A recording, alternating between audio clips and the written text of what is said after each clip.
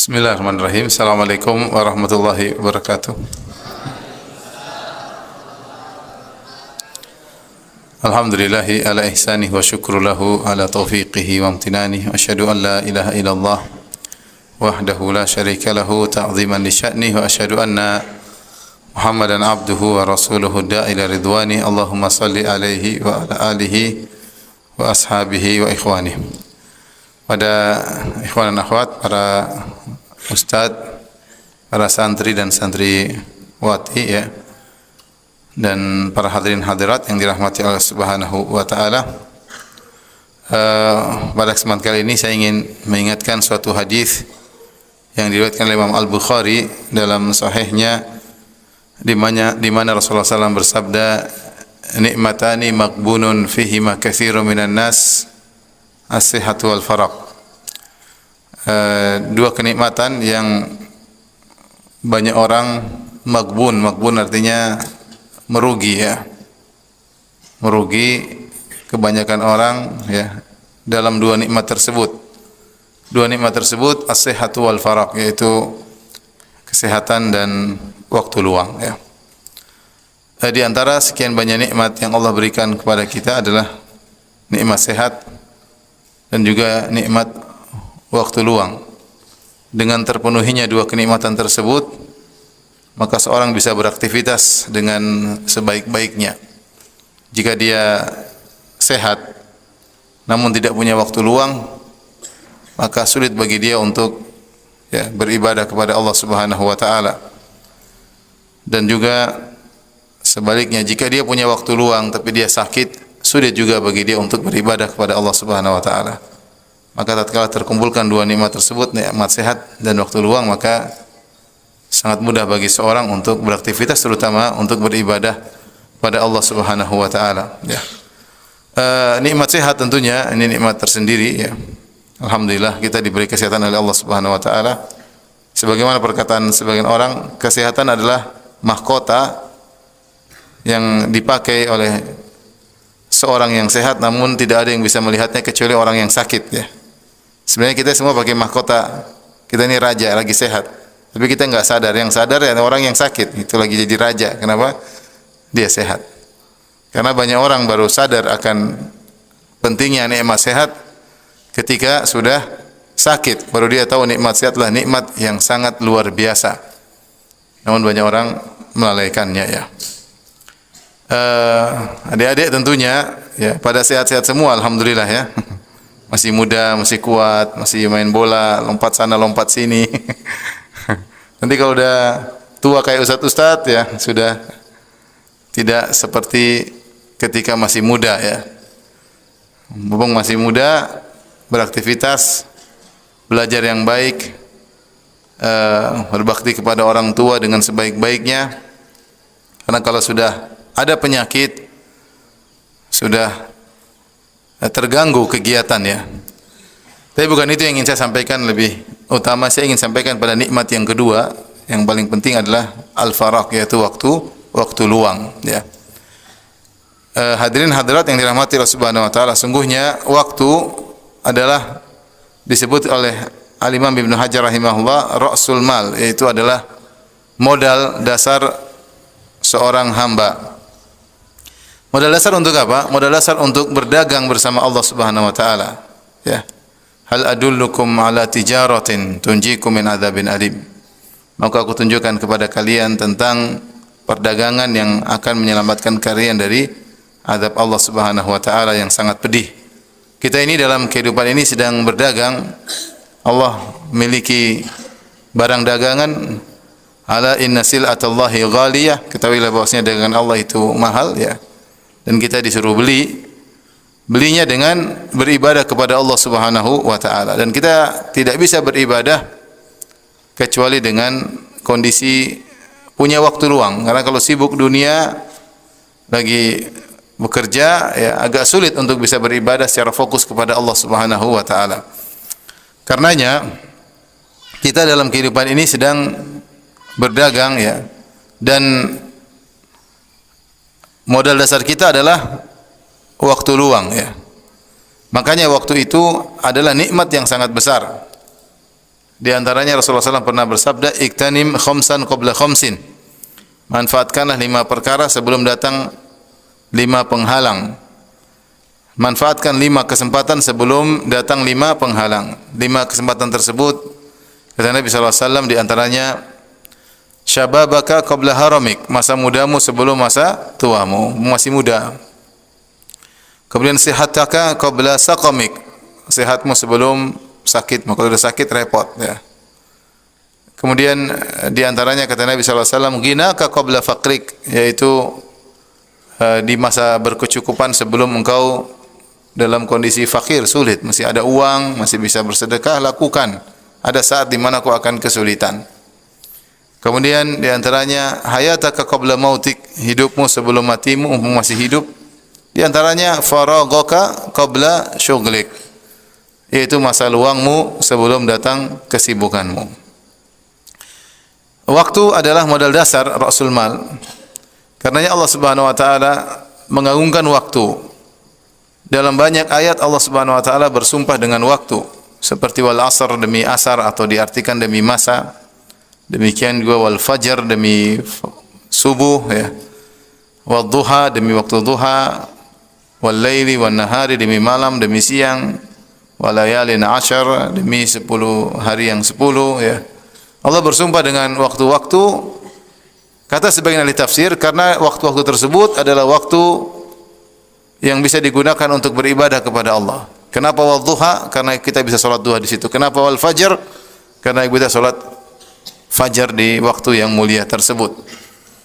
Sehingga waktu sebagaimana dikatakan adalah al-waktu agla minadz zahab, bahwasanya waktu itu lebih berharga daripada emas. Kalau emas hilang, ya kita masih bisa cari dan masih bisa nambah lagi emas tersebut. Tapi kalau waktu sudah pergi, maka tidak akan kembali. Waktu kalau sudah pergi tidak akan kembali. Umur kalau sudah berkurang tidak akan kembali lagi. Ya. Tidak akan kembali lagi. Makanya di antara cerita lucu yang disebut oleh Imam Zahabi tentang kisah Al-Hallaj. Al-Hallaj ini seorang yang sesat yang dia mengaku sebagai Tuhan. Yang datang kemana-mana dia mengatakan ini punya karomah setan ya. Bukan karomah tapi sihir ya. Dan dia menawarkan, kalian mau apa saya akan berikan, kalian mau apa saya akan berikan. Sampai suatu hari dia berkumpul dengan murid-muridnya. Kemudian dia bilang, kalian mau buah surga saya akan datangkan. Tiba-tiba datang buah surga muncul di tangannya, dia kasih sama murid-muridnya. Setan membantu dia ya. Ketika murid-muridnya ambil buah tersebut, ternyata ada ulatnya. Kata mereka, ya guru, kok buah surga ada ulatnya? Kata dia, sebenarnya dari surga nggak ada ulatnya, pas perjalanan ada ulatnya. Jadi kargonya nggak ini. Intinya, dia ketemu dengan salah seorang ulama, dan dia berkata, apa yang kau minta akan aku kabulkan. Dia merasa Tuhan bersama dalam dirinya. Allah ini orang sesat, akhirnya dibunuh, kemudian berdasarkan fatwa ulama karena dia dikafirkan. Dia bilang sama seorang ulama, apa yang kau inginkan? Kata ulama tersebut, kau lihat sekarang saya sudah tua, rambut sudah mulai gundul, kemudian saya ingin muda kembali. Kata Al-Hallaj, kalau itu saya nggak bisa ya. Artinya umur yang sudah hilang tidak akan bisa kembali lagi, tidak akan bisa ya. Dan ini harus kita ingat ya. Makanya Hasan al-Basri berkata, ya ibn Adam innama anta ayyam fa idza dhahaba ba'duka dhahaba wa idza dhahaba ba'dul ayyam dhahaba ba'duka. Wahai anak Adam, sungguhnya engkau adalah kumpulan hari-hari. Kalau sudah pergi sebagian hari berarti telah pergi sebagian dirimu ya. Kita ini hanyalah kumpulan hari-hari yang hari-hari tersebut menjadi kumpulan minggu-minggu, menjadi kumpulan bulan-bulan dan kumpulan tahun-tahun. Jika semakin bertambah umur kita, semakin bertambah hari-hari kita, semakin bertambah tahun-tahun kita, pada hakikatnya semakin hilang bagian dari kita. Saya sudah berusia 42 tahun, berarti sudah 42 tahun hilang dari saya. Tersisa berapa? Wallahu alam, ya. Saya berapa? Wallahu alam. Adik-adik juga ya, santri-santri, santriwati ya sudah berumur, sudah hilang beberapa umur. Sehingga seorang yang beriman kepada Allah dan hari akhirat seharusnya ketika dia sadar bahwasanya waktu adalah modal dasar, seharusnya dia sadar bahwasanya waktu tersebut lebih berharga daripada emas dan perak, dan waktu tersebut harus dia pelit ya. Makanya kata sebagian salaf mengatakan, aku mendapati suatu kaum yang di mana waktu lebih berharga bagi mereka daripada dinar dan dirham. Ya. Karena waktu itu yang merupakan aset besar bagi kita untuk kita bisa beramal soleh. Kita sedang berdagang dengan Allah Subhanahu wa taala. Yang perdagangan tersebut dengan sedikit pengorbanan hasilnya sangat banyak. Hasilnya adalah kenikmatan yang abadi selama-lamanya ya. Contoh sederhana, kita gunakan waktu yang sedikit, saya contohkan. Contohnya adalah salat 2 rakaat sebelum subuh. Cuma berapa menit? 3 menit. Kalau adik-adik mungkin 1 menit ya. Taruhlah 3 menit. Apa kata Nabi sallallahu alaihi wasallam? Raka'atul fajri khairun minad dunya wa ma fiha. 2 rakaat sebelum subuh lebih baik daripada dunia dan seisinya. Kita gunakan cuma 3 menit. Kalau kita tulus ikhlas kepada Allah Subhanahu wa taala, yang kita dapatkan lebih baik daripada dunia dan seisinya. Tapi nanti di akhirat baru bisa tahu hal tersebut. Sekarang semua perkara gaib. Ini perdagangan.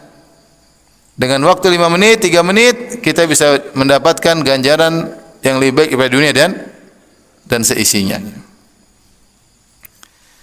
Sehingga waktu-waktu jangan kita buang-buang. Waktu jangan kita buang-buang. Seorang mukmin harus pelit dengan waktunya. Kalau ada seorang mukmin yang dia buang-buang waktu, itu namanya mukmin tidak menghargai umurnya.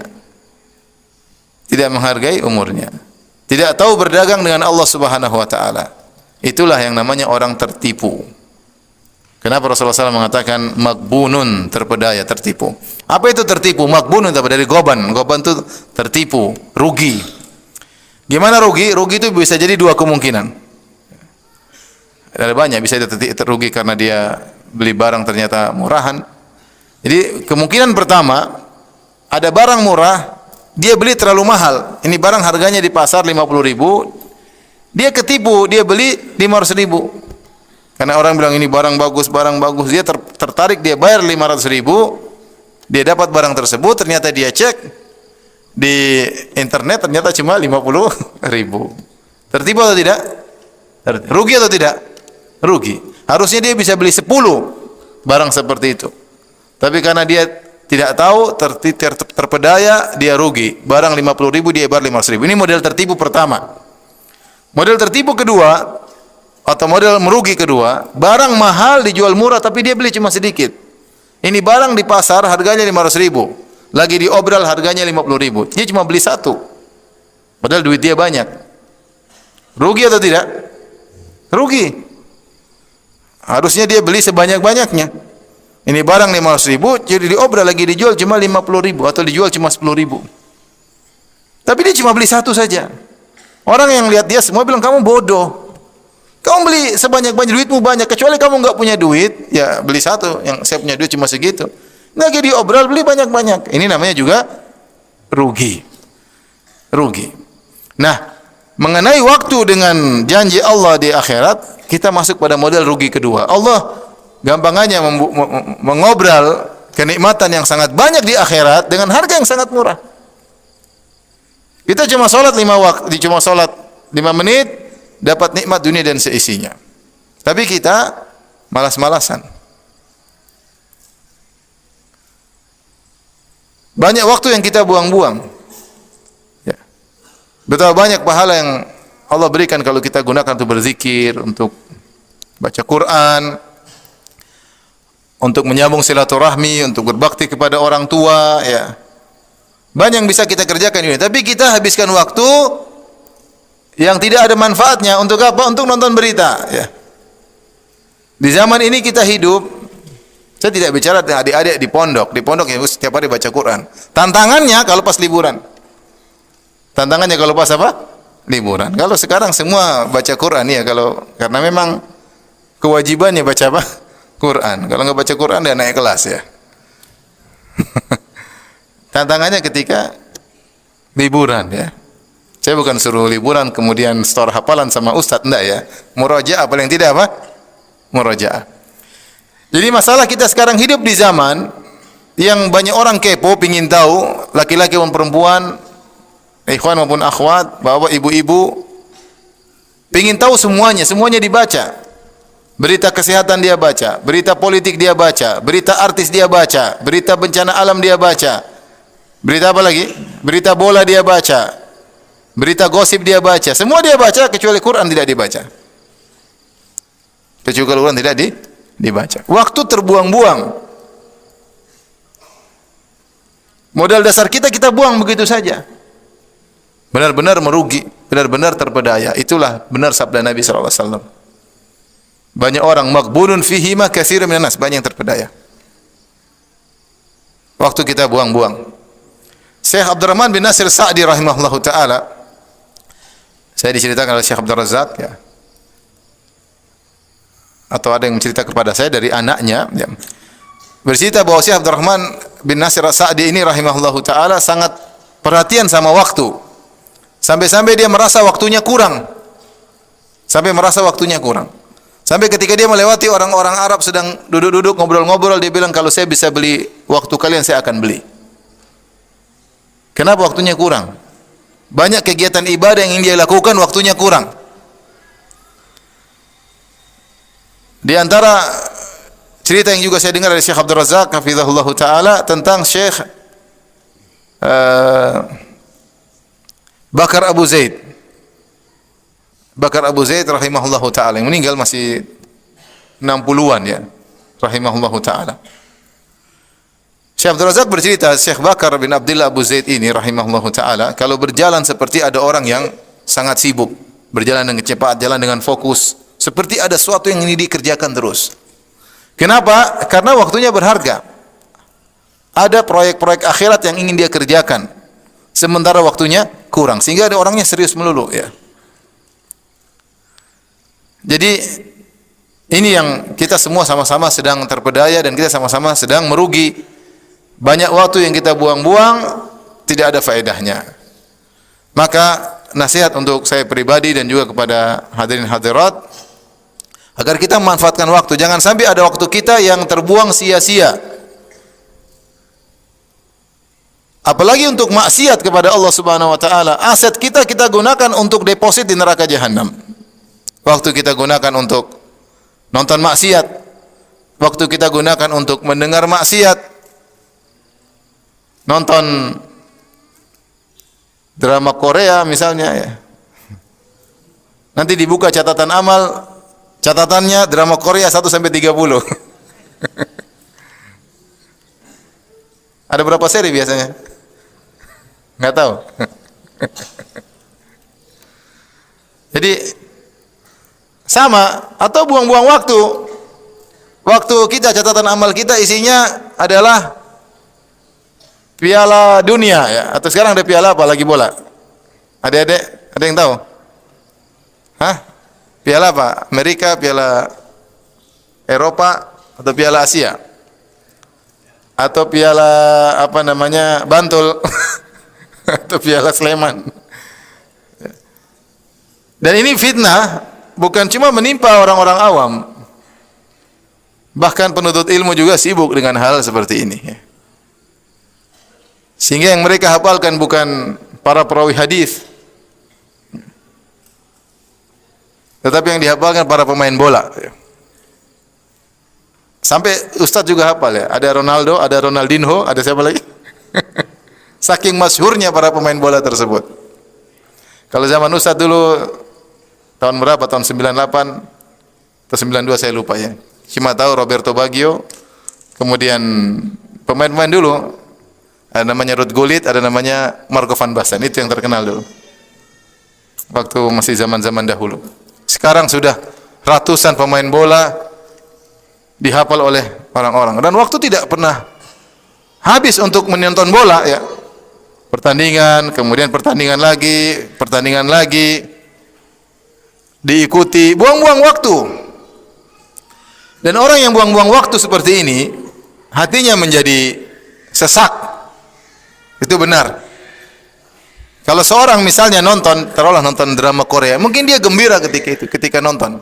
Mungkin dia senang. Tapi apakah setelah nonton dia bahagia? Enggak, mustahil dia bahagia. Kenapa? Karena hatinya sudah dilakukan untuk bermaksiat. Ketika dia melihat, maka langsung masuk ke dalam hatinya. Hatinya menjadi wahsyah, ada enggak enak. Meskipun dia ketawa-ketawa ketika nonton, meskipun dia gembira ketika nonton. Dan itu yang di antara hal-hal yang membuat waktu kita terbuang. Santriwan dan santriwati hati-hati ya. Di YouTube terlalu banyak tontonan-tontonan yang buang waktu kita. Karena banyak YouTuber-YouTuber ya yang bikin acara-acara yang aneh-aneh, yang kita buang-buang waktu ya. Jadi bikin acara aja nih, entah pamer mobilnya, entah pamer rambutnya, entah beli apakah, beli macam-macam, dan kita pengen nonton. Begitu nonton tidak terasa 10 menit, setengah jam, umur kita buang. Umur kita buang. Dari sini sekali lagi ini nasihat buat saya pribadi dan juga kepada hadirin hadirat, manfaatkan waktu baik ketika kita dalam kegiatan belajar mengajar di pondok, demikian juga ketika kita dalam kondisi berlibur ya. Meskipun saya sudah sampaikan saat ini, ketahuilah bagaimanapun kata Nabi SAW, maghbunun fihi ma katsirun minan nas. Kebanyakan manusia merugi berkaitan dengan waktu, merugi. Tidak sadar bahwasanya waktu adalah aset kehidupannya yang sangat berharga. Yang menjadikan mengambil manfaat dari umurnya cuma sedikit, sebagaimana firman Allah Subhanahu wa taala, wa qalilun min ibadiyasy syakur. Hanya sedikit dari hamba-hambaku yang bersyukur. Nasihat untuk para santri, santriwan dan santriwati, kalau sudah liburan silakan bersenang-senang ya. Jalan sana, jalan-jalan, enggak ada masalah, jalan sini sama orang tua ya. Legakan nafas ya. Karena sudah selesai ujian, tapi bukan berarti kemudian libur dari Al-Quran secara total, tidak ya. Selama liburan tentu tidak ada setoran. Saya enggak tahu ada setoran atau tidak. Tidak ada tambahan, paling tidak ada tambahan hafalan Quran. Tetapi murojaah tetap jalan. Dan saya enggak tahu, saya harapkan kepada para guru tetap mengadakan adanya murojaah ya. Meskipun adik-adik berlibur. Murojaah yang tidak ketat, jangan terlalu ketat ya. Ini saatnya mereka libur. Berapa minggu liburan? 3 minggu. Lumayan ya. Lama atau cepat adik-adik 3 minggu? Hah? Cepat. Lama atau cepat? Maunya libur berapa? Setahun?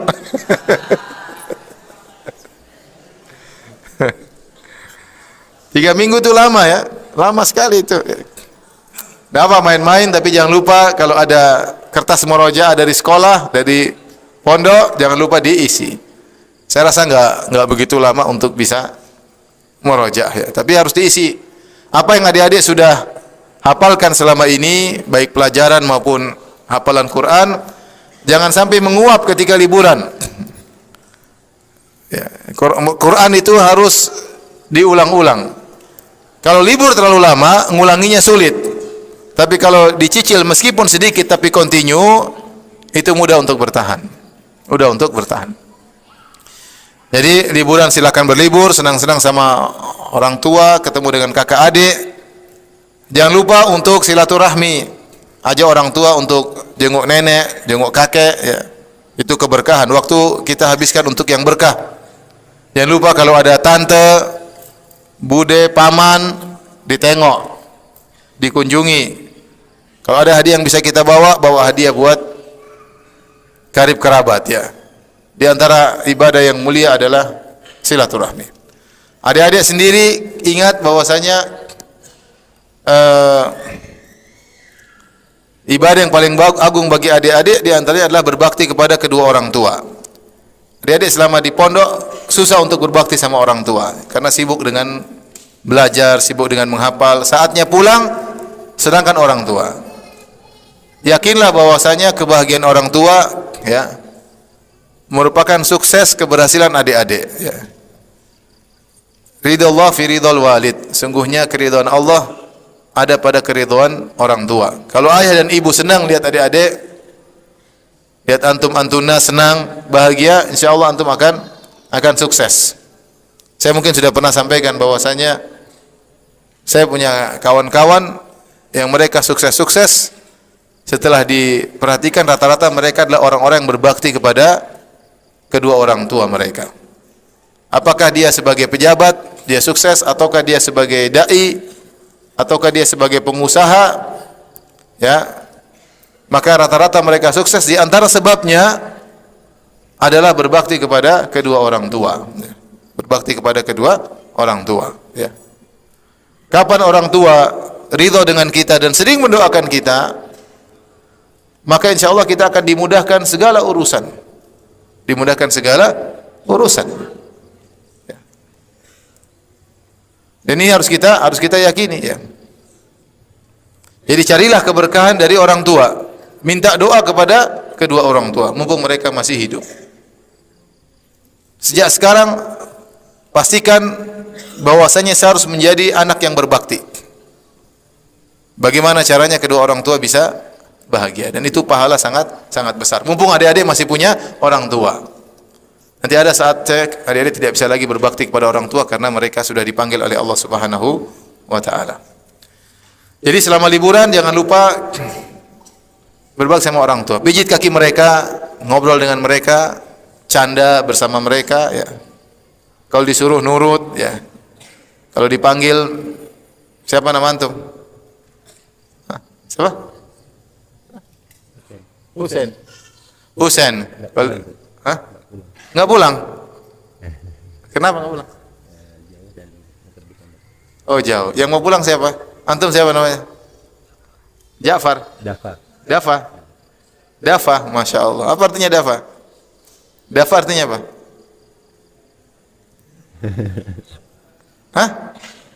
Dafa. Oh, Dafa. Dafa mungkin. Dafa apa Dafa? Difa. Pakai ain. Oh, kirain Dafa. Kalau Dafa merek baju di Madinah. Dafa ya. Ya kalau dipanggil orang tua jawabnya gimana? Dafa. Kalau ibu panggil jawabnya gimana? Kalau dipanggil ibu, Dafa, misalnya saya jadi ibu panggil Dafa, jawabnya gimana?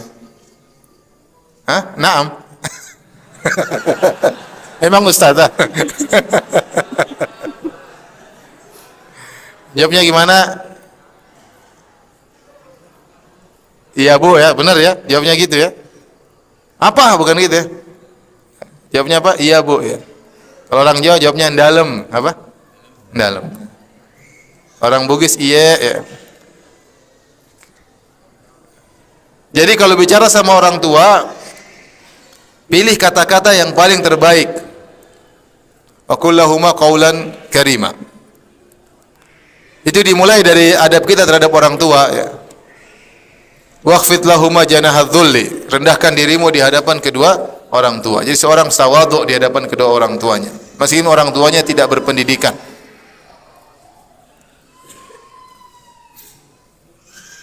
Di antara tafsiran firman Allah Subhanahu wa taala, perkataan Nabi Isa alaihissalam, "Walam yaj'alni jabbaran syaqiyya." Allah tidak menjadikan aku jabbar, yaitu sombong, angkuh, di antaranya diangkuh di hadapan ibuku. Aku tidak jadi angkuh di hadapan ibuku. Seorang berusaha, ya, berbakti sama orang tua melalui kata-kata, ucapkan kata-kata yang terbaik bagi mereka, pilih kata-kata. Kemudian mungkin yang terakhir yang saya sampaikan kepada adik-adik sekalian, hati-hati dengan HP, ya. HP adalah setan berjalan, ya. Setan berjalan yang dibawa-bawa di kantong, ya.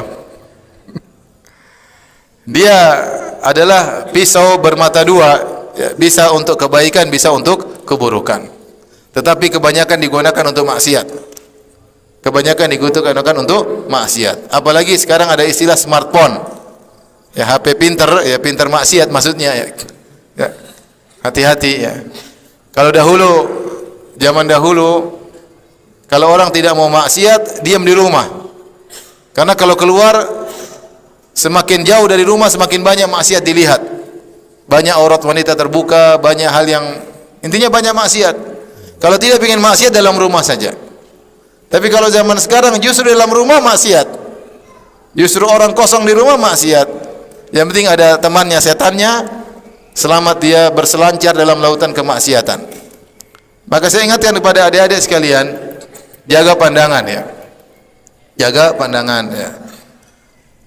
Jangan nonton macam-macam ya. Jangan nonton macam-macam, dan para orang tua jangan menggampangkan masalah ini. Jangan bilang anak saya sudah tahu jati diri, saya percaya, nih pegang HP dalam kamar silakan main. Enggak. Dia mungkin baik tapi teman-temannya akan ngerusak dia. Maka saya ingat kepada orang tua, ketat di masa liburan jangan rusak semua apa yang sudah dikorbankan oleh para ustadz mengajar anak-anak jadi rusak dalam waktu 3 minggu. Kalaupun mau dikasih HP, maka diperhatikan waktunya. Ada waktunya mungkin dia ngobrol sama teman-temannya, dia ambil lagi. Karena rawan, di zaman sekarang ini rawan. Sifat manusia ingin tahu sangat besar. Kalau dia masuk di HP, kuotanya masih banyak, gak repot ya. Kalau kuotanya habis aman insya Allah, jadi anak soleh. Tapi kalau kuotanya masih banyak, ini repot ini. Lihat ini, nonton ini, nonton ini, nonton ini, nonton ini. YouTube dengan berbagai macam maksiatnya, Facebook dengan berbagai macam maksiatnya, Twitter dengan berbagai macam maksiatnya. Maka hati-hati. Jadi setan yang paling berbahaya menurut saya zaman sekarang setan HP. Ya, setan HP. Jangankan adik-adik, rumah tangga bisa rusak gara-gara setan HP. Maka adik-adik ya, jauhi HP sejauh-jauhnya. Kalau main bola, sedang main sama teman-teman, kumpul main. Mending ngobrol daripada pegang HP. Rusak orang-orang pegang HP. Hafalan adik-adik bisa hangus semuanya, buyar. Buyar. Maka jauhi maksiat sejauh-jauhnya. Kalau kita sejak muda kita perhatian dengan ketakwaan, insya Allah kita dimudahkan di kemudian hari. Di antara orang-orang dinaungi oleh Allah pada hari kiamat kelak, syabun nasya'a fi ibadatillah, anak muda yang tumbuh dalam ketaatan. Mungkin ini saja ya, sedikit yang bisa sampaikan pada adik sekalian ya. Kalau kita dulu di zaman mahasiswa, masa liburan adalah masa untuk belajar. Sebagian teman-teman ketika liburan dulu, kalau ustadz ketika kuliah di Madinah, dan juga ustadz yang lain ya, liburnya 3 bulan. Ada cuma 3 minggu, benar sedikit ya. Ustadz dulu 3 bulan. 3 bulan ya. 3 bulan itu waktu yang banyak. Kenapa 3 bulan? Karena musim panas di sana. Musim panas sehingga 3 bulan belajar juga tidak enak, dibuat libur. Nah, 3 bulan itu biasanya ada sebagian yang punya target nambah hafalan. Tidak banyak tapi dia punya target karena dia terlepas dari kegiatan belajar mengajar, dia bisa fokus untuk menghafal. Sebagian teman-teman 3 bulan tersebut digunakan sebulan misalnya untuk daurah, ikut daurah kajian kitab ini ya. Jadi adik-adik silakan pulang 3 minggu tapi adalah target. Tidak usah banyak-banyak. Misalnya ngapal 1 matan atau murojaah beberapa atau nambah hafalan silakan, tapi ada target ya yang ditargetkan sehingga ketika 3 minggu bisa dikejar target tersebut. Wallahu a'lam bishawab. Ini mungkin yang bisa saya sampaikan. Wallahu ta'ala a'lam bishawab. Wabillahi taufik. Assalamualaikum warahmatullahi wabarakatuh.